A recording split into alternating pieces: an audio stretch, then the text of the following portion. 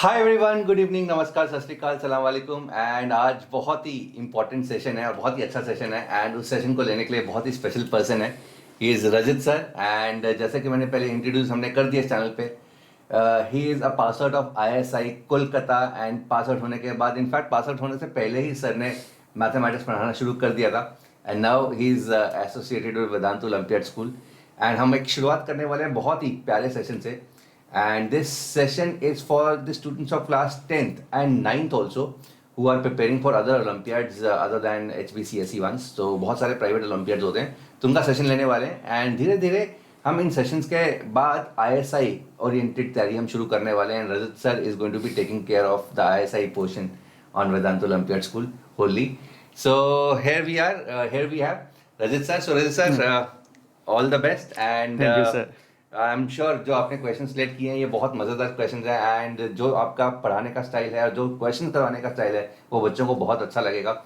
And यहाँ पर इस सेशन के अंदर यहाँ पर हमने ये ध्यान रखा है कि यूजुअल सोल्यूशन से हट के कुछ नए सोल्यूशन बच्चों को दिए जाएं ताकि एक नया पर्सपेक्टिव मिले क्वेश्चन को सॉल्व करने का। सो ऑल द बेस्ट बच्चों। And show some love and like, comment, subscribe जरूर करना। And all the best sir. ये लो। Thank you sir.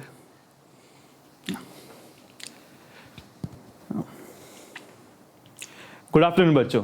तो जैसा सर ने बोला, मैं हूँ Rajit. I have studied from ISI Kolkata and today will be going with the questions जो आपके IMO में पहले आ चुके हैं, ठीक है। लेकिन इस बार ना हम थोड़ा सा अलग करेंगे। इस बार हमारा मोटिव क्या होगा, हमें ना एक टाइम मैनेजमेंट के हिसाब से करेंगे। मतलब कि अब तुम देखो, तुम्हारे पास होने वाले हैं 50 क्वेश्चन 60 मिनट में करने के लिए। तो अगर तुम हिसाब लगाओ, तुम्हें अगर 50 में से 30 क्वेश्चन को भी टैकल करना है, तो फॉर डूइंग दोस 30 क्वेश्चन तुम्हें एक क्वेश्चन के लिए 2 मिनट से ज़्यादा मिलेंगे नहीं। तो इसका मतलब अगर तुम्हारे पास कोई भी क्वेश्चन आता है, तो तुम्हें सिर्फ उसको सॉल्व ही नहीं करना, उसको एक लिमिटेड टाइम में भी सॉल्व करना है, ठीक है। अपना टाइम बचाना है। जितने ज्यादा क्वेश्चंस कर पाओगे, जितने ज्यादा सही करोगे, उतना तुम्हें चांस अच्छा होगा सिलेक्शन का, ठीक है। तो जो आज का सेशन होगा उसमें हम यही सीखेंगे कि मेथड आता होगा, ठीक है। हम मेथड भी डिस्कस करेंगे, लेकिन मेथड आने के बाद भी कि हम क्वेश्चन को और छोटा कर सकते हैं अपनी सॉल्विंग में, ठीक है। तो आज का सेशन हमारा इसको डेडिकेटेड होगा कि हम टाइम मैनेजमेंट कैसे करेंगे पेपर में, और ये कुछ करेंगे हम एग्जांपल्स के थ्रू, ठीक है। तो let's start with our session.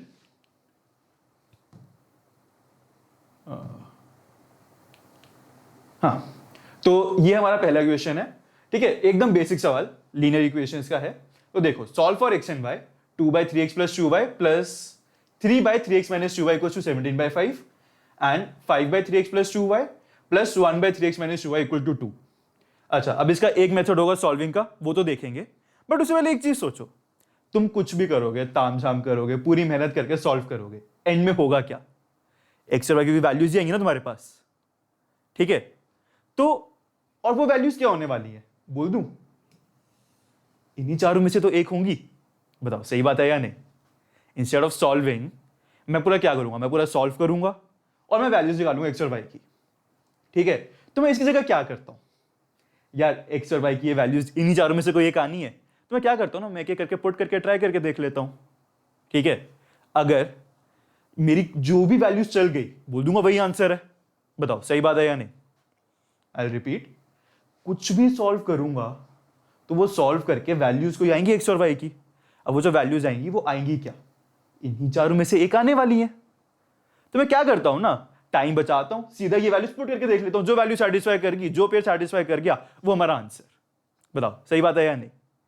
अब अगर ये तुम्हें इतना समझ आया तो यार देखो, x1/3, x - 2y1, x1/1, x1/5, y1/5। यार सबसे आसान पेयर कौन सा लग रहा है पुट करना? तुम खुद पहले ट्राई करो, वही बताओ, ठीक है। फटाफट बताओ मुझे कि तुम्हें सबसे आसान पेयर कौन सा लग रहा है पुट करना। यार मुझे तो देख के लग रहा है कि यार ये पेयर पुट ट्राई करते हैं, 1/1। सॉल्विंग भी बड़ी आसान है, ठीक है, कुछ मेहनत ही नहीं लगेगी, ठीक है। तो शुरू करते हैं। तो जैसे हमने पहली इक्वेशन में 1 डाला, तो वो लिखा हुआ है 2/3 + 2 + 3/3 - 2। पहली इक्वेशन तो ये लिखी हुई है, इसको सॉल्व किया तो ये आ गया 2/5 + 3/1। तो सॉल्व किया, एलसीएम लिया, 5, 2 + 15, दिस इज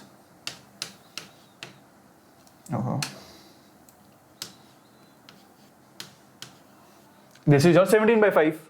लो देखो, अभी पता नहीं 1,1 सॉल्यूशन है या नहीं, लेकिन 1,1 की तरह 1,1 से हमारा पहली इक्वेशन तो सेटिस्फाई हो गई है, ठीक है। Now let's see the second equation, क्या सेकंड इक्वेशन सेटिस्फाई हो रही है या नहीं। तो सेकंड इक्वेशन में सॉल्व करने गए तो वो लिखा हुआ है 5/3 + 2 प्लस 1/3 - 2। अब 5/3 + 2, 5/5 1 एंड 1/3 - 2 1 2। लो देखो, ये तो सेटिस्फाई कर गए, तो हमारा सी हो गया सीधा आंसर, ठीक है। अब ना मैं इस क्वेश्चन में स्पेसिफिकली तुम्हें दिखाऊंगा कि इसका एक्चुअल मेथड क्या है सॉल्व करने का, एंड देन तुम खुद ही जज करना कि यार छोटा क्या पड़ा, ठीक है। तो देखते हैं इसको यार। अब इसमें देखो, अब ये लीनियर इक्वेशन तो है नहीं कहीं से, ठीक है। सॉल्विंग करेंगे, एलसीएम लेना चाहेंगे, ठीक है। नीचे 3x + 2y × 3x - 2y quadratic terms बननी शुरू हो जाएंगी, न्यूमरेटर में कुछ टर्म्स आएंगी, बहुत तामझाम बढ़ जाएगा, है ना। तो यार इसमें एक चीज नोटिस करो, मैंने ये दो अगर जब मैं ये दो इक्वेशंस देख रहा हूं, मुझे क्या समझ आ रहा है यार, 1/3x + 2y, ठीक है, 1/3x + 2y and 1/3x - 2y, ये दोनों इक्वेशंस में सेम चीज बार बार आ रही है। ये एक चीज है तो बार बार रिपीट कर रही है, सही बात है या नहीं। तो हम क्या करते हैं यार, अगर ये सेम चीज रिपीट कर रही है ना, तो इसको नाम दे देते हैं, ठीक है। देखने में क्या पता आसानी हो। तो 1/3x + 2y को हमने बोल दिया से capital A, and 1/3x - 2y को बोल दिया कैपिटल बी, ठीक है। तो जैसे हमने इनको ये नाम दिया, जैसे ही हमने ये नाम दिया, देखो ये क्या बन गया, ये लिखा हुआ है 2a + 3b = 17/5, और ये लिखा हुआ है 5a + b = 2, ठीक है। क्या अब मुझे बताओ, क्या अब ये जो इक्वेशंस हैं क्या ये लीनियर हैं। नोटिस करो, ये इक्वेशंस x और y में लीनियर नहीं थी, बट a और b में लीनियर है, सही बात है या नहीं। तो अच्छा, अब तो ये सॉल्व बड़ी आराम से हो जाएगी। कैसे, हमें बस क्या करना होगा, सेकेंड इक्वेशन को 3 से मल्टीप्लाई किया, ठीक है। तो ये क्या बन गई, 15a + 3b = 6, एंड दूसरी थी हमारे पास ऑलरेडी 2a + 3b = 17/5। जैसे इसको सब्ट्रैक्ट किया, ठीक है, नीचे वाली इक्वेशन को सब्ट्रैक्ट किया ऊपर वाली इक्वेशन से, तो बोल दो ये आ गया अपने पास 13a = 6 - 17/5, ठीक है। अब जैसे ये 6 - 17/5 आया हमारे पास, अब इसको नोटिस करो, तो ये 6 × 5 30, 30 - 17 13, तो a आ गया 1/5, ठीक है। तो इसकी वैल्यू आ गई 1/5, और जैसे ही हमारे पास a आया 1/5, अगर मैं इस वैल्यू को 1/5 को इस इक्वेशन में पुट कर दूं, ठीक है, जैसे ही मैंने इस वैल्यू को अपनी 5a + b = 2 में पुट किया, तो फटाफट तो मुझे क्या वैल्यू आई, a 1/5 डाला तो 1, बोल दो b 1 आ गया। बताओ क्या ये सबको दिख रहा है कि जैसे a को 1/5 डाला वहां पे b 1 आ गया फटाफट। बताओ मुझे कमेंट सेक्शन में फटाफट, क्या सबको दिख रहा है ये। ओके, तो बोल दूं अगर मेरे पास अगर a की वैल्यू आ चुकी है 1/5, तो मुझे वहां से पता लग गया कि जो मेरा 3x + 2y है वो 5 है, और जो मेरा 3x - 2y है वो 1 है। जैसे मेरा 3x + 2y 5 आया एंड 3x - 2y 1 आया, बोल दूं अब तो सॉल्विंग कितनी आसान हो गई। क्या करूं बताओ, क्या करूं? ऐड करो दोनों इक्वेशंस को। जैसे ऐड किया तो 6x इक्वल टू 6 एंड तो x इक्वल टू आ गया 1। तो जैसे इनको ऐड किया मेरे पास आ गया x इक्वल टू 1 एंड जैसे ही x को 1 डाला किसी भी एक इक्वेशन में, पहली वाली में डाल देते हैं तो वो 3 + 2y इक्वल टू 5, तो 2y इक्वल टू 2, तो y इक्वल टू 1।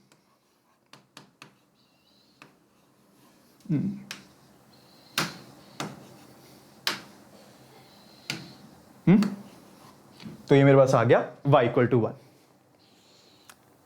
ठीक है, देखो समझ आया? ये लीनियर थी नहीं, ठीक है, बट x और y में लीनियर नहीं थी। जैसे ही हमने ये नाम दिए 1/3x + 2y को a एंड 1/3x - 2y को b, तो ये लीनियर बन गई और वो लीनियर सॉल्व करने के बाद हमारा आंसर आ गया x1 y1। अब बच्चों अगर हम पिछला देखें वैल्यू पुटिंग, वो भी बस जो अपने को वैल्यू पसंद है हमने वो डाली। एंड दूसरा मेथड देखें,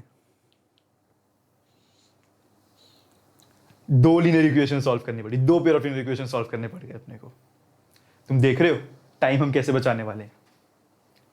अब तरीका दोनों सही है, जो ये करेगा उसको भी पूरे नंबर मिलेंगे, जो ये करेगा उसको भी पूरे नंबर मिलेंगे, बट ज्यादा टाइम कौन बचाएगा तुम खुद सोचो। ये वाला देखो कितना छोटा है। तो हम आज के सेशन में हम यही करना सीखेंगे कि अपने को मेथड्स तो आते होंगे, लेकिन यार ओलंपियाड में अपने को टाइम भी बचाना है। ठीक है, ज्यादा से ज्यादा क्वेश्चन सही करने हैं ताकि मार्क्स ज्यादा से ज्यादा है। और वो कैसे होगा? टाइम बचाने से, क्वेश्चन को जितना छोटा कर सकते हैं वो करने से।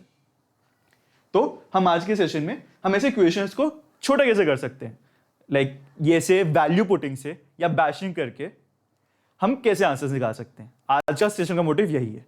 तो ठीक है, तो आगे बढ़ते हैं। अच्छा ये देखो, ये आया बढ़िया क्वेश्चन। तो ये लिखा हुआ है solve for x and y bx + ay equal to a + b। ठीक है, ये हमारी एक इक्वेशन। एंड अगली इक्वेशन है ये जो लिखा हुआ है तुम्हारा आगे ax into 1/a - b - 1/a + b + by 1/b - a - 1/b + a equals to a/a + b। अच्छा अब सर अगर आपकी बात मान के आगे बढ़ें, आपने तो बोला वैल्यू पुटिंग करते हैं, भयंकर इक्वेशंस और भयंकर ऑप्शंस, गड़बड़ होगी ये तो। सर देखो, तो वैल्यू पुटिंग करने जाएंगे, मान लो अपना आपका पिछले क्वेश्चन तो चल गया कि 1 1 आपने ट्राई किया, पहली बारी में आ गया। मान लो वो ना आता तो पिछले क्वेश्चन तो फिर भी आसान थी वैल्यूज पुट करना, यहां पर तो बहुत भयंकर है। एक ना आया, सारा टाइम तो यहीं पे लग जाएगा। भाई पूरी बात सही है तुम्हारी, टाइम तो सारा जाएगा इसके अंदर। तो क्या करें? अरे एक काम करते हैं, क्या अपने को कोई कंडीशन है कि ए और बी को क्या होना पड़ेगा? ए और बी हमें दे रखे हैं कि वो क्या नंबर होंगे, नहीं ना? तो ये जो भी इक्वेशंस हैं these are true for all a and b. बताओ सही बात है या नहीं? These equations are true for all a and b. तो अपन क्या करते हैं, हम ना ए और बी को भी वैल्यू दे देते हैं पहले। ठीक है, हम क्या करेंगे, ए और बी को वैल्यू दे देंगे, तो ये जो दोनों इक्वेशंस हैं तो ये सुंदर फॉर्म में आ जाएंगी। ठीक है, सुंदर मतलब अपनी अच्छी फॉर्म में आ जाएंगी जो अपने को देखनी आती है। तो जैसे वो उस फॉर्म में आ गई, हम ऑप्शंस को भी देख लेंगे ए और बी की फॉर्म में, और जो वैल्यूज मैच कर गई वो हमारा आंसर। बताओ ठीक है, तो इसको आगे ट्राई करते हैं। तो एक काम करते हैं, अपने ईज के लिए ए को 1 दे देते हैं, बी को 2 दे देते हैं। Let's keep it simple. तो जैसे ये किया, इक्वेशंस देखो मेरी क्या बन गई। तो पहली वाली क्या बन गई, 2x + y equal to 3।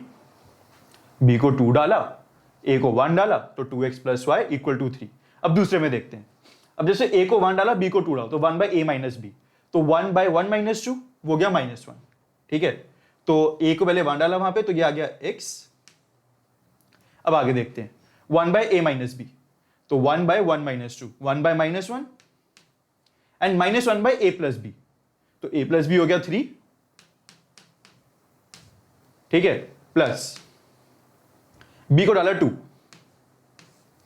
1/b - a 1 -1/3, this is equals to a को डाला अगेन 1, तो 2/3। तुम्हारे पास क्या आ गया, ये -4x/3, ये 2/3, सॉरी यहां पे एक बाय मिस हो गया ना मेरा, यहाँ पे y लगा देते हैं, प्लस 1 माइनस 1/3 2/3 इंटू 2 4y/3, ये हमें दिया हुआ है 2/3 के इक्वल। तो बोल दूं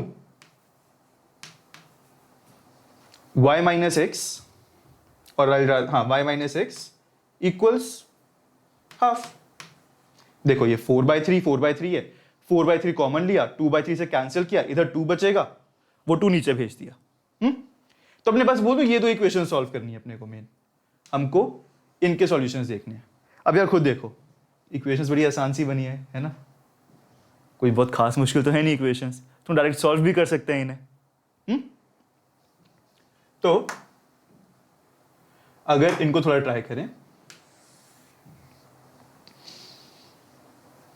तो y माइनस एक्स हाफ है एंड 2x प्लस वाई 3 है, तो y की वैल्यू डाल देते हैं उधर, x प्लस हाफ, तो ये आ गया 2x plus x plus half 3, तो 3x equals 3 minus half 5/2,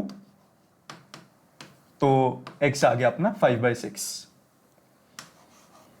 and similarly y क्या आ गया, तो इसके आगे अंदर हाफ ऐड किया 3/6 8/6 4/3। बताओ बच्चा पार्टी, क्या ये वैल्यूज, ये तरीका समझ आया? मैंने क्या किया, अपने आसानी के लिए मैंने a और b को वैल्यूज दे दी, और जैसे मैंने a और b को वैल्यूज दी मेरी इक्वेशंस कन्वर्ट होगी 2x plus y equal to 3 and y minus x equals to half में। जैसे मैंने इनको सॉल्व किया मेरी वैल्यूज आ गई x 5/6 y 4/3। तो मुझे अब क्या करना है, मुझे देखना है इनमें से कौन सी ऑप्शंस है, इनमें से वो कौन सी ऑप्शंस हैं जब मैं a को 1 डालूंगा b को 2 डालूंगा तो मुझे मिलेगा x 5/6 एंड y मिलेगा 4/3। बताओ बच्चों समझ आया ये? तो देखते हैं, तो लाइक पहली ऑप्शन से ट्राई करते हैं। यार पहली ऑप्शन में ना y कैलकुलेट करना आसान है, ठीक है, मैं y कैलकुलेट कर लेता हूं फटाफट। तो b को 2 डाला, a को 1 डाला, तो जैसे b को 2 डाला तो ये क्या बन गया, बोल दूं ये वैल्यू 4/3 लिखी हुई है, b को 2 डाला a को 1 डाला, बोल दूं 4/3 लिखी हुई है, तो चांस तो है, देखो आंसर मेरा y 4/3 आना चाहिए था और ये 4/3 है। तो फटाफट x कैलकुलेट कर लेते हैं, ठीक है ना। तो x मेरा क्या आया, तो मेरा x आया b को डाला था 2 a को 1, तो ये हो गया अपना b² प्लस a², तो 4 + 1 5, बहुत बढ़िया, एंड ab प्लस b², अब b² है मेरा 2 का स्क्वायर 4 एंड 4 + 2 6, बढ़िया। लो पहले ऑप्शन में डाला, हमारा लक अच्छा था, तुम्हारा एक y 4/3 एंड x 5/6 आ गया, ये सीधा आंसर, ठीक है। अब अगेन अगर हम इसमें पहली ऑप्शन में अपने डालते x और y, अपना लक अच्छा रहता, हमारा फिर से आंसर मैच कर जाता, लेकिन दिक्कत कहां आती यार, ये चीज इसमें वैल्यू पुटिंग a और b की फॉर्म में आसान भी नहीं है इतनी, ठीक है। अब इसको तुम्हें जनरल सॉल्व करना चाहोगे तो यहां पे एलसीएम लिया, ठीक है, तो टर्म्स सेम बनके काफी कट के अच्छी इक्वेशन में कन्वर्ट हो जाएगी। लेकिन अगर ये चीज हिट ना की हमें सीधा, तो ऐसे वैल्यू पुटिंग, समझ आ रहा है? एक्चुअल सॉल्विंग से इक्वेशन कितनी खराब थी, वैल्यू पुटिंग ने कितना काम आसान कर दिया हमारा। समझ आया? तो चलो आगे बढ़ते हैं, और ये आ गया बढ़िया equation, x cos cube theta plus y sin cube theta equal sin theta cos theta and x cos theta plus equal to y sin theta हमें दिया हुआ है, देन x² प्लस y²। अच्छा बच्चों अब ना एक काम करो, तुम लो 5-10 सेकंड लो, तुम मुझे खुद बताओ कि एक तरीका तो हो गया सॉल्विंग का पूरा, x और y को लीनियर मान के x और y की वैल्यू निकालो sin थीटा cos थीटा की फॉर्म में, क्या उसके सिवा वैल्यू पुटिंग, तुमने अभी पिछले इक्वेशंस देखे, वैल्यू पुटिंग से तुम मुझे बता सकते हो कि कैसे प्रोसीड करेंगे?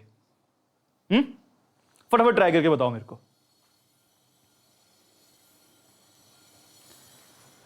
ओके तो जैसे भी पिछले क्वेश्चन में किया यार, जहां पे पिछले क्वेश्चन में क्या था, a और b थे, तो हमने a और b को वैल्यूज देके इक्वेशन अपनी आसान कर ली, बोल दो सेम काम करते हैं। अब तुम्हें पता है कि थीटा को अगर मैं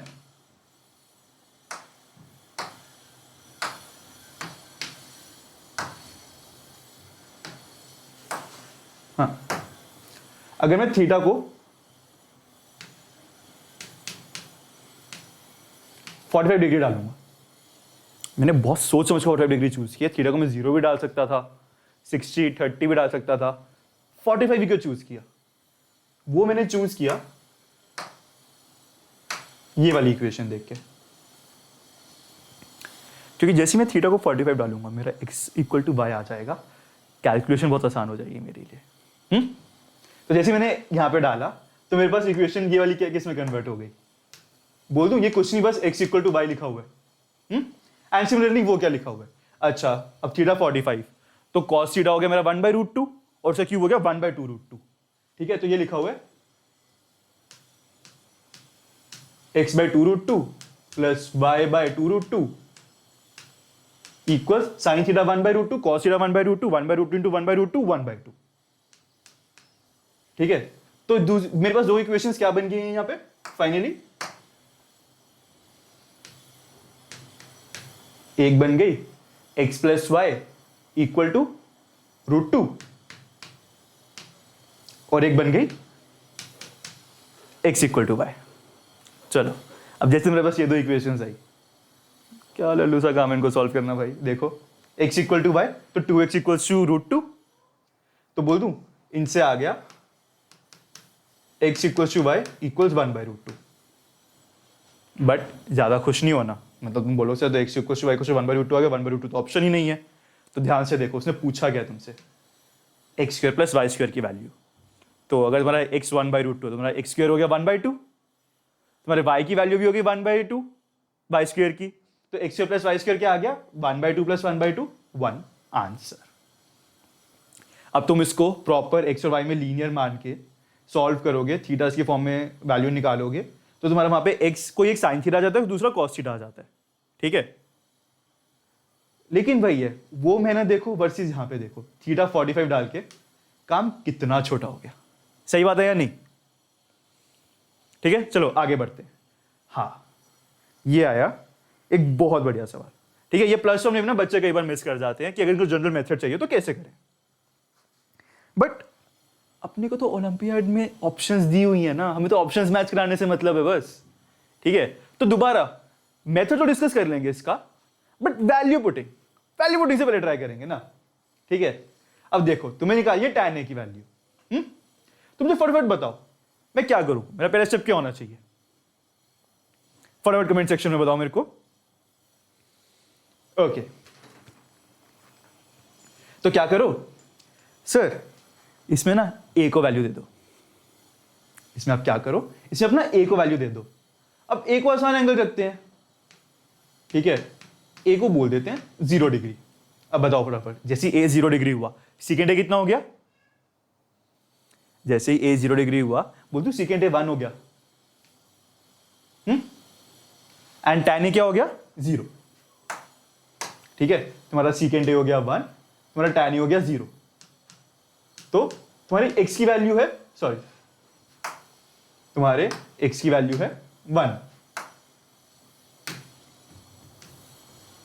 ठीक है, तो मैं बोल दूं मुझे tan a की वैल्यू चाहिए x की फॉर्म में, तो क्या होना चाहिए? जब tan a की वैल्यू आनी क्या चाहिए? 0। सही बात है या नहीं? अभी देखा, जैसे a को 0 डिग्री लिया तो tan a आएगा 0। तो इसमें से कौन सी ऑप्शन है, इसमें से कौन सी ऑप्शन है जब मैं x को 1 डालूंगा तो मेरा ऑप्शन 0 आएगा? मैं फिर से रिपीट करता हूं, ये इक्वेशन क्या था? तुम्हें दिया हुआ second a plus tan a x, तुम्हें tan a की वैल्यू बतानी है। तो तुमने क्या किया, तुमने ना a को वैल्यू दे दी। जब तुमने a को वैल्यू दी 0 डिग्री, तुम्हारा सेकेंड a आ गया 1, tan a आ गया 0।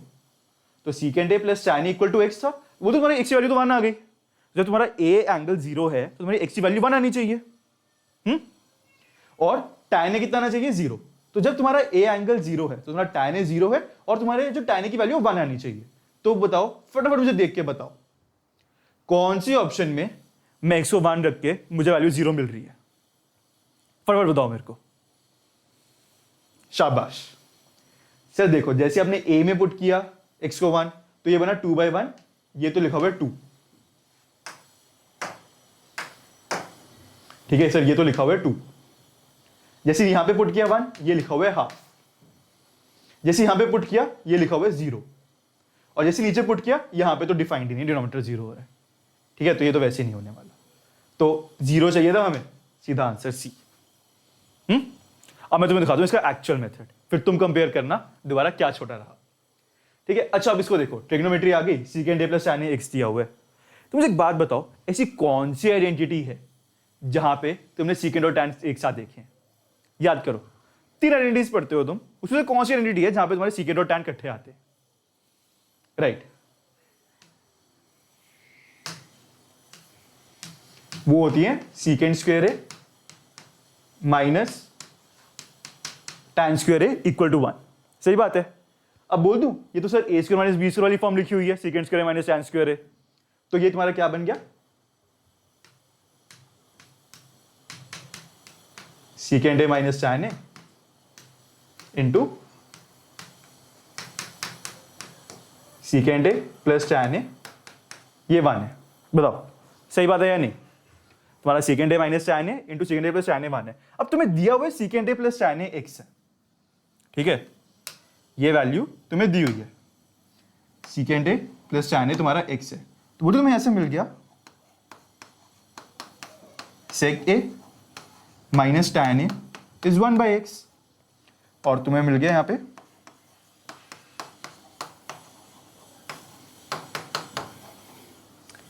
sec a plus tan A x मिल गया। तुम्हें किसकी वैल्यू चाहिए? tan ए की। तो बोल दूं ऊपर वाली इक्वेशन को माइनस कर दो और नीचे वाली में ऐड कर दो, तो तुम्हारे पास आ गया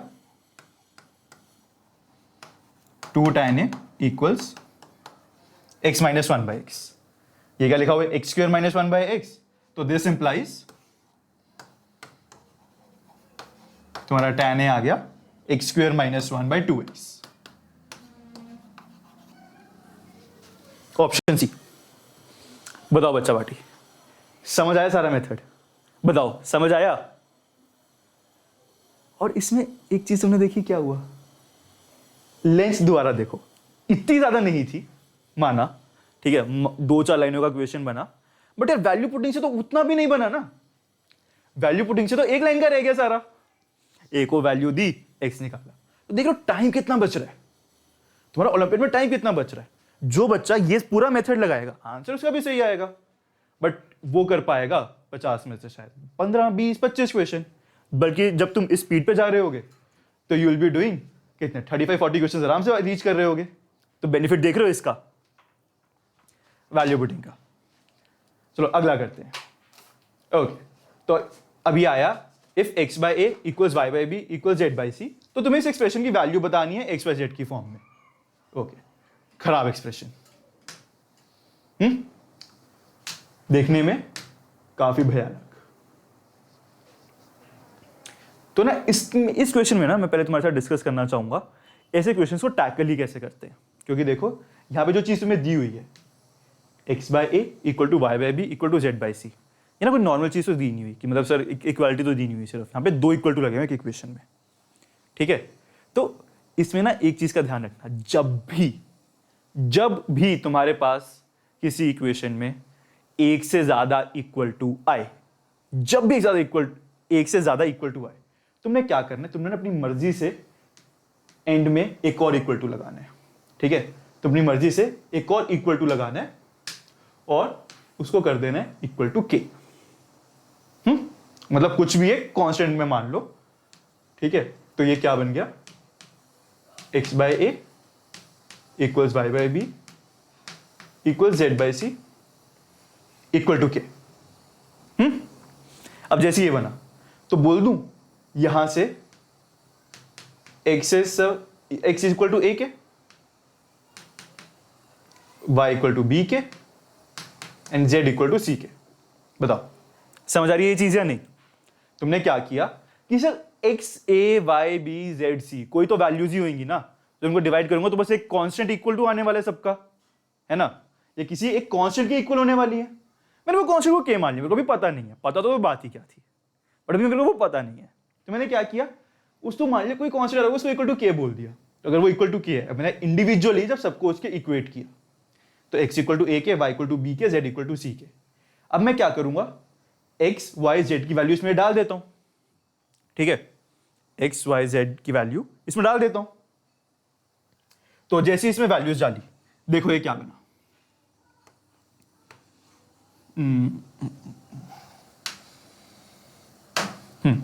तो ये बना तुम्हारा एक्स स्क्वेयर ऊपर में, तो ये लिखा हुआ है ए की ए का square into A square plus B square B के square plus C square C के स्क्वेयर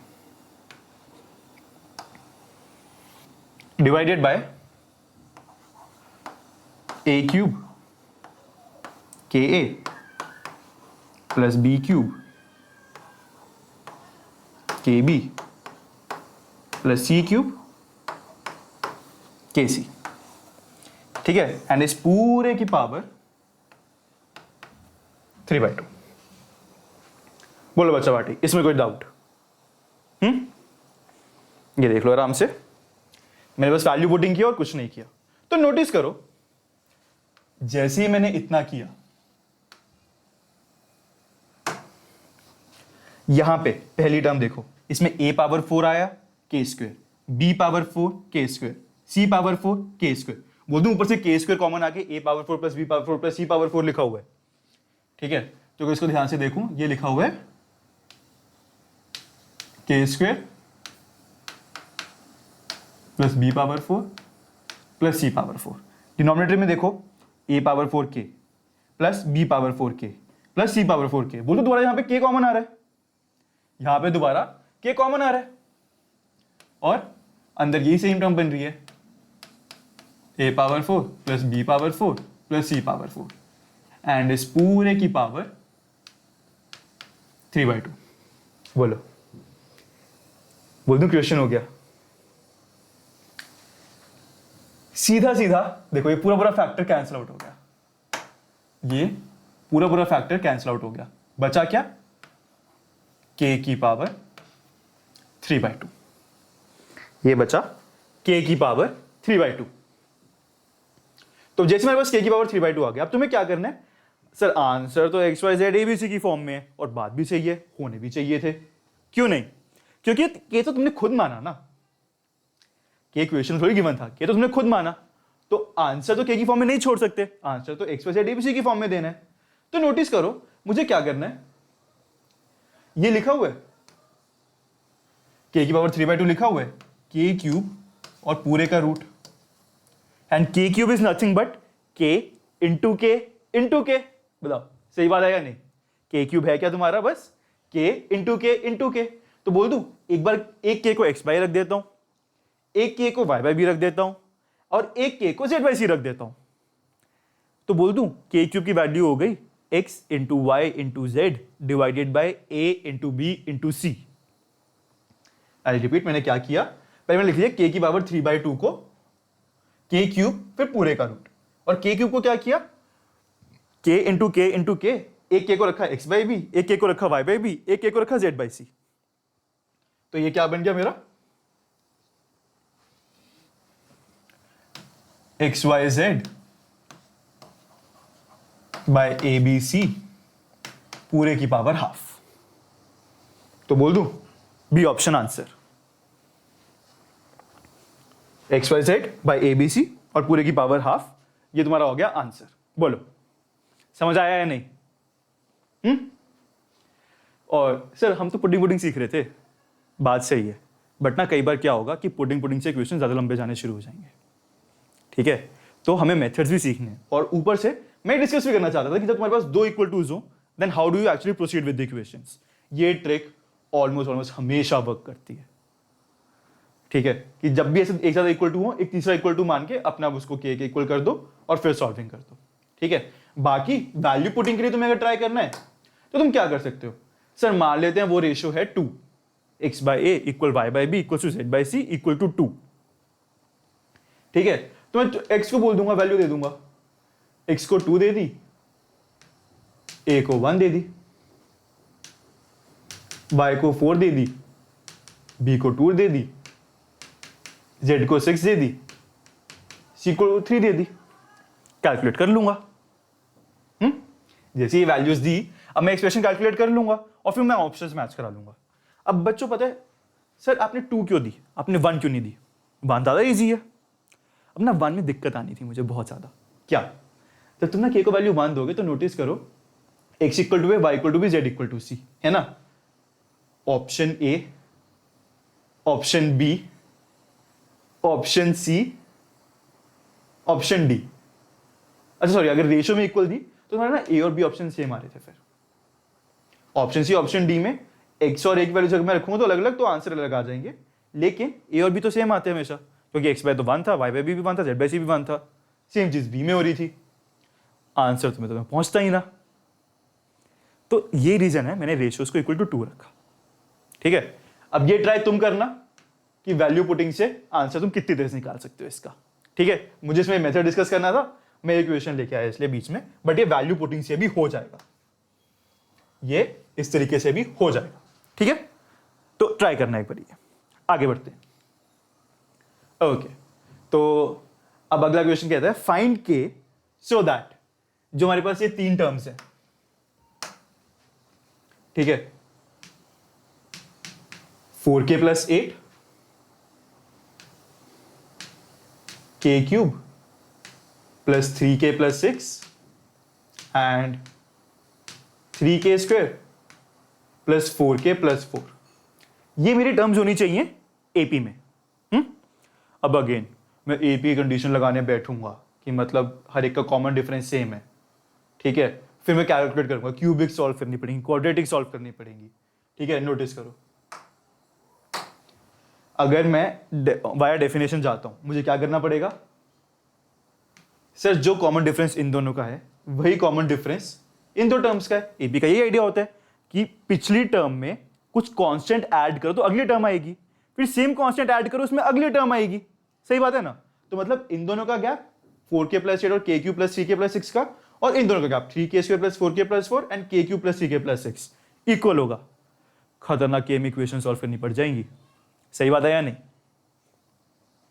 तो यार हो जाएगा, बट टाइम बहुत ले लेगा।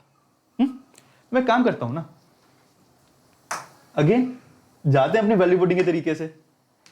k की वैल्यू कुछ भी आएगी, आनी तो यही है, 0 2 -2, कोई इनमें से वैल्यू आनी है, वैल्यूज पुट करके देख लेता हूं।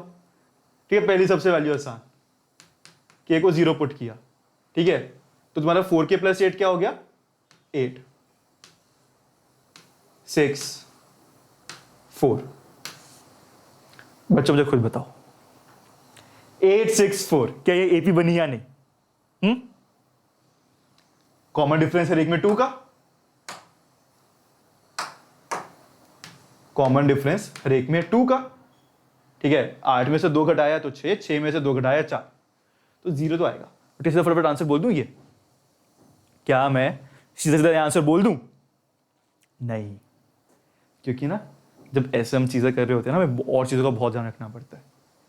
यहां पे ना एक option both a and b भी है, तो अभी मेरा पूरा नहीं हुआ क्वेश्चन, बस k इक्वल टू 0 अगर आंसर आ गया तो अभी क्वेश्चन पूरा नहीं हुआ। मुझे अभी क्या करना पड़ेगा? मुझे 2 भी चेक करना पड़ेगा। क्यों सर? अगर k इक्वल टू 2 भी सेटिस्फाई कर गया तो मेरा आंसर हो जाएगा डी, क्योंकि ए और बी दोनों सेटिस्फाई कराने हैं। अगर मेरा आंसर बी नहीं हुआ तो आंसर ए हो जाएगा। तो अभी भी फाइनल हुआ नहीं, ए या डी में से डाउट है, तो उसके लिए बस क्या करेंगे, हम k इक्वल टू 2 डाल देंगे। तो जैसे ही मैंने डाला k इक्वल टू 2, तो देखो इसको, k इक्वल टू 2 डाला तो 4 इंटू 2 8, 8 प्लस 8 16 आया। अगले में डाला तो k cube 8 plus 3 into 2 6 plus 6, ये क्या आया? 6 प्लस 6 12, 12 प्लस 8 20। एंड अगले में जब k को 2 डाला तो k square 4, 4 into 3 12 plus k को 2 डाला तो 4 इंटू 2 8 प्लस 4, तो ये आया 24। देखो k को 2 डालने पे 3 इंटू 4 12 प्लस 4 इंटू 2 8 प्लस 4, तो 20 प्लस 4 24। यहां पे 2 डाला था 8 प्लस 6 प्लस 6 12 प्लस 8 20, और यहां पे 2 डाला तो 4 इंटू 2 8, 8 प्लस 8 16। अब बच्चा वाटी मुझे खुद बताओ, क्या ये नंबर्स 16 20 24 एपी में है या नहीं? बिल्कुल नहीं सर, कॉमन डिफरेंस कितना आ रहा है 4 का, तो लो 2 भी हो गया सही। तो एक्चुअल में जो तुम्हारा आंसर है that is both a and b. ध्यान रखना, एक ऑप्शन मैच हो गया तो कूदने नहीं लग जाना, सीधा आंसर टिक करके आगे बढ़ जाओ, गलत हो जाओगे। पेपर में तुम्हें बेस्ट पॉसिबल आंसर मार्क करना होता है, तो वो इस केस में था डी। ठीक है, चलो आगे बढ़ते हैं। The sum of n terms of the 3 arithmetical progressions are S1 S2 S3। ठीक है, तो मतलब कोई 3 एपी हैं मान, ठीक है, तो मान लेते हैं कुछ उन्हें ऐसे। फर्स्ट इसमें क्या है, इसके कुछ फर्स्ट टर्म होएगी, कुछ कॉमन डिफरेंस होएगा। सेकंड कुछ फर्स्ट टर्म होएगी, कुछ कॉमन डिफरेंस होएगा। थर्ड कुछ फर्स्ट टर्म होएगी, कुछ कॉमन डिफरेंस होएगा। अब देखते हैं दिया क्या हुआ है। तो इनके सम्स देखने हैं, तो first term of each is unity, बात ही खत्म। फर्स्ट टर्म तीनों की है यूनिटी, और कॉमन डिफरेंस क्या है 1 2 3। ठीक है, तो जो S1 है वो मेरी पहली वाली एपी का सम है, S2 दूसरी एपी का, S3 तीसरी एपी का, सम of first n terms.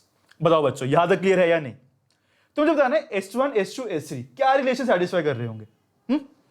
S1 S2 S3 मेरे क्या रिलेशन सेटिस्फाई कर रहे होंगे। अच्छा, तो उसको ध्यान से देखो, क्या मुझे बोला n की वैल्यू क्या होने वाली है, या फिर ये जो सम है ये n पे डिपेंड करने वाला है? बताओ, क्वेश्चन पढ़ के मुझे बताओ, क्या कहीं पे n पे डिपेंड कर रही है चीजें? n तो कुछ भी हो सकता है, n को 1 ले लो, 2 ले लो, 3 ले लो, 4 ले लो, कुछ ले लो। बताओ, सही बात नहीं है? तो मैं क्या करता हूं, मैं n को 2 ले लेता हूं, बात ही खत्म। मैं क्या करता हूं, मैं n को ले लेता हूं 2। ठीक है, तो बोल दो सम ऑफ फर्स्ट 2 टर्म्स देखना है मुझे।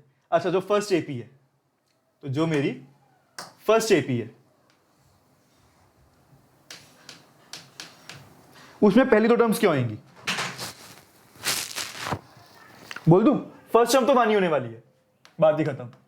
सेकेंड टर्म क्या होगी 1 + 1। मेरी सेकेंड एपी जो है उसमें फर्स्ट टर्म 1 है, सेकेंड टर्म 1 + 2। और जो मेरी थर्ड है एपी उसमें फर्स्ट टर्म 1 एंड अगली 1 + 3। ठीक है, तो क्या आ गया? बोल दो फर्स्ट एपी में सम आ गया, सम ऑफ फर्स्ट 2 टर्म्स 3 4 5। तो बोल दो मेरा S1 3 S2 4 S3 5। और मुझे क्या करना है, बस देखना है कि ABCD में से कौन से रिलेशंस हैं जो ये सैटिस्फाई कर रहे हैं, है ना? तो देखो, पहली option S1 3 S3 5 and S2 4। तो 3 + 5 ये हो गया 8, और ये 8 सैटिस्फाई कर रहा है। ठीक है, अगला देखते हैं S1 - S3। तो 3 - 5 ये है -2, S2 है 4, गलत हो गया। S1 + S2 3 + 4 7, अगला 5 ये गलत हो गया। एंड अगर अगला देखते हैं S1 + S3 हो गया 8 4, ये भी गलत हो गया। सीधा आंसर अपना आ गया ए। समझ आया बच्चों? देख रहे हो, खुद से चूज करना क्वेश्चंस को कितना छोटा कर देता है। बस मैंने क्या किया, n को 2 कर दिया और देख लिया कौन सा रिलेशन सेटिस्फाई कर रहा है, क्योंकि अगर ये रिलेशन सच है तो ये तो हर n के लिए सच होना चाहिए ना। वही तो हमने यूज किया। तो जैसे हमने ये सॉल्व किया, तुम्हारे पास आ गया कि ए ऑप्शन हमारा सही है। अब अगर जनरल मेथड में बोलोगे तो तुम्हें प्रॉपर लिखना पड़ेगा कि S1 is n/2 × 2a + n - 1d। ऐसे सबके रिलेशंस बनाओगे, फिर चेक करोगे क्या सेटिस्फाई कर रहा है। कितनी मेहनत है, ट्राई करके देख लेना। और यहां पे देखो कितनी जल्दी हो गया सॉल्व। समझ आ रही है? ये स्मार्ट वर्क कहते हैं इसे। ठीक है, और पूरी मेहनत करेंगे आंसर उससे भी आएगा, वो हार्ड वर्क हमारा। ठीक है, हम वो कैपेबल है करने की। बट पेपर में हमारा प्राइमरी फोकस है मार्क्स बनाना। हमने सीख तो लिए कॉन्सेप्ट्स, बट अब तो फोकस मार्क्स बनाना आ गया है ना। तो मार्क्स बनाने के लिए हमें स्मार्ट वर्क सीखना पड़ेगा। तो जो क्वेश्चन छोटे में हो सकता है उसके लिए मैं पूरी मेहनत करूँ ही क्यों, नंबर तो उतने मिलने हैं। कौन सा सब्जेक्टिव पेपर है जो एक एक स्टेप चेक होने वाला है? अगर होता तो मैं डेफिनेटली करता वो मेहनत, बट नंबर तो पूरे मिल रहे हैं ना इतना करने से, तो क्यों ना करूँ ऐसे, स्मार्ट वर्क करते। अगला, let Sn denote the sum of the first n terms of an AP. Sn क्या है आपका? Sum of first n terms of an AP, और तुम्हें दिया हुआ है तो S2n इक्वल्स 3Sn, तो बोल दूं S2n क्या हो गया? Sum of first 2n terms of an AP. मतलब बेसिकली अगर मैं इनिशियली n को देख रहा हूं 2 डाल के, तो सम ऑफ फर्स्ट 2 टर्म्स हो गया S2, तो S4 क्या हो गया? Sum of first 4 terms of AP, and S3 क्या हो गया? Sum of first 6 terms of an AP. समझ आ रहा है या नहीं? जैसे n को 2 डाला तो Sn हो गया sum of first 2 terms, S2n हो गया sum of first 4 terms, and S3n हो गया सम ऑफ फर्स्ट 6 टर्म्स। ठीक है, और तुम्हें एक रिलेशन दिया हुआ है S2n इक्वल्स 3 टाइम्स Sn, तो तुम्हें ये रेशियो बतानी है। अब फिर से सेम चीज, मुझे खुद बताओ तुम, n पे डिपेंड कर रहा है कुछ? इररिस्पेक्टिव ऑफ एनीथिंग, जब n पे डिपेंड ही नहीं कर रहा तो मैं n को अपनी मर्जी से आसान वैल्यू दे देता हूं, नहीं? तो अपन क्या करते हैं, n को दे देते हैं 1, बात ही खत्म। हमने n को वैल्यू दी 1, तो बोल दूं मुझे क्या दे रखा है रिलेशन में? S2 equals 3 times S1। अब मान लो कोई AP है, अब तुम्हें AP में पता है AP को डिफाइन करने के लिए सिर्फ 2 चीजें चाहिए होती हैं, क्या? फर्स्ट टर्म उसको A मान लेते हैं और कॉमन डिफरेंस उसको D मान लेते हैं। ठीक है, तो S1 देखो सम ऑफ फर्स्ट 1 टर्म, अब जब सम ऑफ फर्स्ट 1 टर्म है वो, तो 1 टर्म में क्या ही डर है, तो S1 का मतलब हो गया सिर्फ फर्स्ट टर्म देखनी है। बताओ सही बात है या नहीं? S1 का मतलब सम ऑफ फर्स्ट 1 टर्म, और उसमें तो क्या ही टर्म ऐड हो रही है, फर्स्ट टर्म तो तुम्हारी सम ऑफ फर्स्ट 1 टर्म्स हो गई, तो ये तुम्हें दिया हुआ है S1 हो गया 3A, और S2 तुम्हारा क्या हो गया? First term plus second term. ठीक है, तो मेरी फर्स्ट टर्म हो जाएगी A, सेकेंड टर्म हो जाएगी A प्लस D। तो ये लिखा हुआ है 2A plus D equal to 3A। बताओ क्या लिखा हुआ है? 2A plus D equal to 3A, तो ये बन गया D इक्वल टू A। बताओ सही बात है या नहीं? क्या D इक्वल टू A आ गया इस कंडीशन से? ठीक है, तो मतलब अगर S2n इक्वल टू 3Sn होना है फॉर n इक्वल टू 1, तो D और A को इक्वल होना पड़ेगा, बात ही खत्म। तो अब देखते हैं अपने को निकालना क्या है। S3n बाय Sn, अब S3n क्या होगा? हमने n इक्वल टू 1 यूज किया हुआ है, हमने n इक्वल टू 1 रखा हुआ है, तो S3n क्या हो गया? सम ऑफ फर्स्ट 3 टर्म्स, वो क्या है?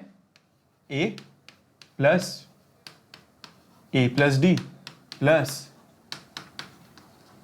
A प्लस 2D, और Sn क्या हो गया? n1 पे सिर्फ A। बताओ मेरे बच्चों समझ आ रहा है या नहीं? ठीक है, क्वेश्चन सिर्फ इतने समय कन्वर्ट हो गया। अब तुमने जैसे ही इसको सॉल्व किया तो नोटिस करो क्या आया, ये A plus A plus A 3A plus 3D। ठीक है, तुम अगर यहां पे देखो तो ये आया तुम्हारा A plus A plus A 3A plus 3D by A। अब अपने को क्या पता है, अभी निकाला था कि D इक्वल टू A होने वाला है। अगर ये कंडीशन को ट्रू होना है S2n equal to 3 times Sn, तो A इक्वल टू D होना पड़ेगा। तो ये आ गया 6A बाय A 6/1, आंसर तुम्हारा 6:1। बोलो समझ आया या नहीं? n को जैसे ही वैल्यू दी, देखो तुम्हारा काम कितना आसान हो गया। ठीक है, चलो आगे बढ़ते हैं। अरे ये आया बढ़िया सवाल। If 2 zeros of the polynomial are, if 2 zeros of the polynomial, ये गंदा सा कोई पॉलिनोमियल लिखा हुआ है बहुत बड़ा सा,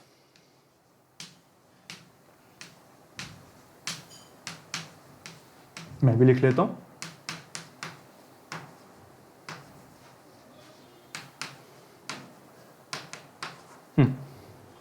ये कोई पॉलिनोमियल है, इसके 2 zeros दे रखे हैं, 2 रूट्स दे रखे हैं मुझे, 2 प्लस रूट 3, 2 माइनस रूट 3, 2 अपनी मर्जी से मान लेता हूं। देखो डिग्री 4 है तो रूट्स होने चाहिए 4, सीधी सी बात है। अगर डिग्री 4 है तो रूट्स भी एट मैक्स 4 ही हो सकते हैं, ठीक है। तो वो 2 दे दिए उसने, 2 मैंने मान लिया अल्फा बीटा। अब सर एक तरीका क्या हो सकता है कि आपने पुटिंग पुटिंग सिखाई है, क्या करो, वैल्यू उठाई डाल दी, जिससे 0 बना दिया वो आंसर। बात तो एकदम सही है, बट यार ध्यान रखना, तुम अगर 7 डालोगे तुम्हें कैलकुलेट करना पड़ेगा 7 पावर 4, फिर 7 क्यूब को 6 से मल्टीप्लाई करना, फिर 7 स्क्वायर को 49 को 26 से मल्टीप्लाई करना, 7 को 138 से, और फिर इन सब में ऐड सब्ट्रैक्ट करना है। कैलकुलेशन बहुत ज़्यादा बढ़ गई, गलती होने के चांसेस बहुत ज़्यादा बढ़ चुके हैं, ठीक है। तो हमें ये भी ध्यान रखना है ना, पुटिंग पुटिंग के चक्कर में अपनी गलतियां ना बढ़ा ले अपनी। सारा लॉजिक है कि नंबर ज़्यादा लेके आने कम टाइम में, तो गलतियां थोड़ी करेंगे उसमें फिर, ठीक है। तो अब तुम्हें ये चीज़ पता होगी कि यार कोई भी तुम्हारी इक्वेशन बनती है, कोई भी पॉलिनोमियल इक्वेशन बनती है, उनमें हर कोएफिशिएंट तुम्हारा कुछ रूट से लिंक्ड होता है, ठीक है। लाइक तुम्हें जैसे तुम्हें क्वाड्रेटिक में पता है ax² + bx + c, ठीक है।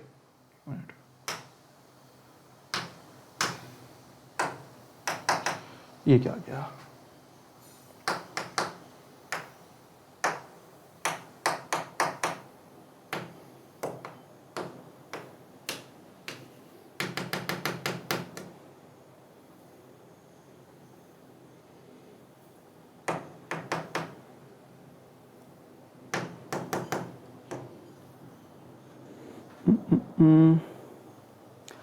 बच्चों 1 मिनट दो मुझे।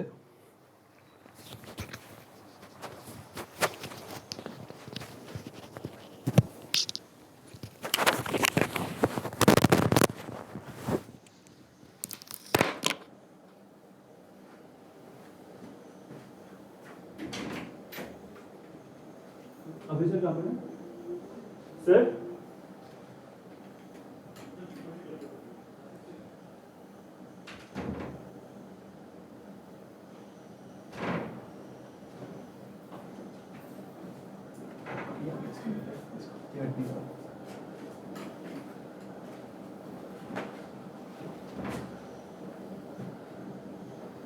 कीप कर देना, ये तो बंद हो जाएगा। कोई बात नहीं, कर देना।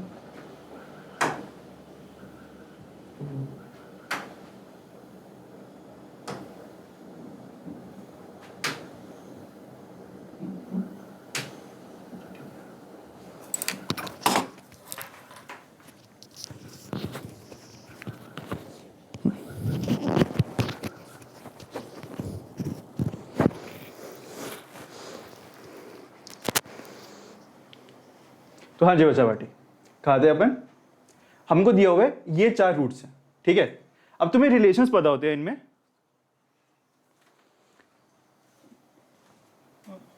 क्या कह रहे हो आप, ये लास्ट 1-2 है, इसके बाद और खत्म कर दूं इसके बाद, एक और कर देना इसके बाद। ठीक है। तो ये अपने पास 4 रूट्स हैं। तो इसमें अपने को पता है कि जब भी हमें रिलेशन पता होता है, जैसे तुमने क्वाड्रेटिक में पढ़ा है, अगर ax² + bx + c है, तो सम ऑफ रूट्स क्या होता है तुम्हारा, कि coefficient of x negative of the coefficient of x divided by coefficient of x²। मतलब जो सेकंड हाईएस्ट पावर है उसका कोएफिशिएंट लिया, उसके आगे माइनस लगाया, divided by coefficient of the highest power, ठीक है।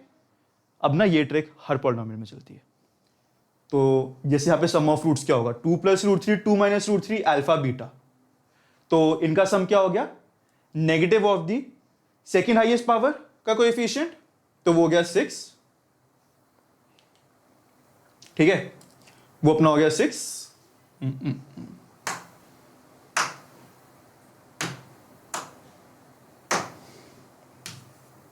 और हाईएस्ट पावर का कोएफिशिएंट 1, ये अपना सम के इक्वल है, तो सम क्या हो गया, 2 + √3 + 2 - √3 4 प्लस अल्फा प्लस बीटा, ठीक है। एंड सिमिलरली तुमने क्वाड्रेटिक में क्या सीखा है कि जो तुम्हारा ax² + bx + c, जो कांस्टेंट टर्म है c/a, तुम्हारी कांस्टेंट टर्म है c/a, वो तुम्हारे प्रोडक्ट ऑफ फ्रूट्स के इक्वल होती है। सेम चीज यहां पे वर्क करती है, कांस्टेंट टर्म, बट साइन देखना पड़ता है, जैसे यहां पे नेगेटिव साइन, जैसे माइनस, फिर प्लस, माइनस, प्लस, तो -35/1 दिस इक्वल्स प्रोडक्ट, तो 2 + √3 2 - √3, 2 स्क्वायर माइनस रूट 3 का square, 4 minus 3 1 into alpha into beta. देखो अब क्वेश्चन आसान हो गया, दो रूट से अल्फा बीटा, ठीक है। तो तुम्हें यहां से पता लग चुका है कि अल्फा बीटा 2 है, अल्फा बीटा -35 है। ऐसे कौन से दो नंबर्स हैं जिनका सम तुम्हारा 2 आ रहा है और तुम्हारा प्रोडक्ट -35 आ रहा है? बोल दूं? -5 और 7, -5 और 7, सम 2, प्रोडक्ट -35 एंड तुम्हारा आंसर। पुटिंग ना अंधाधुन नहीं लगानी कि बस क्वेश्चन आया वैल्यूज डालनी शुरू। पुटिंग सोच समझ के लगानी है, जहां पे इजी हो तुम्हारा काम, ठीक है। ओके, ये question, if x square plus px plus q equal to 0 and x square plus qx plus p equal to 0 have a common root, then क्या कंडीशन सेटिस्फाइड है? अगर इनमें कॉमन रूट है तो क्या कंडीशन सेटिस्फाइड है, ठीक है। अब एक तरीका होगा सॉल्विंग का, ये अच्छा है, मैं तुम्हें वो तरीका भी बताऊंगा सॉल्विंग का, ठीक है। बट यार ये देखो, तुम्हें निकालना है कि इनमें से कौन सी कंडीशन ट्रू होगी, तब तुम्हारा कॉमन रूट होगा, है ना। Which of the following conditions will be true such that these two have a common root? तो मैं काम करता हूं ना, मैं एक एक करके ट्राई करता हूं। देखो अगर p इक्वल टू क्यू हुआ, मुझे ये चेक करना है कि अगर p इक्वल टू क्यू है तो इन दोनों के कॉमन रूट है या नहीं, हाँ या ना। तो इसको देखो, अगर p इक्वल टू क्यू रखा तो पहली इक्वेशन क्या बन गई, x square plus p x plus p equal to 0। दूसरी क्या बन गई, x square plus p x plus p equal to 0। अब एक बात बताओ, अगर ये दोनों इक्वेशंस, ये तुम्हारी जो दो इक्वेशंस हैं, ये डिट्टो सेम है, तो क्या इनका कॉमन रूट है या नहीं? अगर दोनों इक्वेशंस ही सेम बन गई, इनका कॉमन रूट है या नहीं, बताओ। है, इक्वेशन सेम है तो रूट्स भी सेम, तो एक तो ये ऑप्शन ट्रू हो गई। बट अगेन यहाँ पे बोथ ए एंड बी भी प्रेजेंट है, तो एक और ऑप्शन चेक करनी पड़ेगी। अच्छा, मुझे अगला क्या बताना है कि ये जब 1 + p + q 0 है, तब इनमें कॉमन रूट है या नहीं। अब ना बहुत ध्यान से देखो, तुम्हारी जो दो इक्वेशंस दी हुई हैं तुम्हें,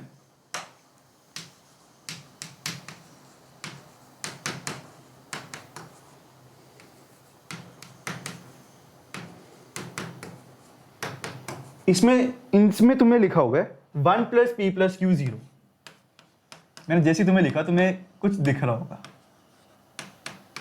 मुझे एक बात बताओ, तुम्हारी जो ये है 1 + p + q = 0 चेक करना है, ये माना है, बोल दूं दोनों में x को 1 डाल के बन रहा है। 1 + p + q = 0 का मतलब क्या है कि जब तुमने x को 1 डाला, तो 1 + p + q 0 हो रहा है। तो बोल दूं इस इक्वेशन का रूट 1 है और इस इक्वेशन का रूट भी 1 है, क्योंकि दोबारा 1 + p + q बन रहा है। तो ये भी सच हो गया, सिंस a भी ट्रू है b भी ट्रू है, तो तुम्हारा आंसर हो गया बोथ a एंड b। समझ आया, ठीक है। अब ये हमारा आज का लास्ट क्वेश्चन है, और इसमें हम देख लेते हैं मेथड क्या होता है इसका सॉल्व करने का, ठीक है।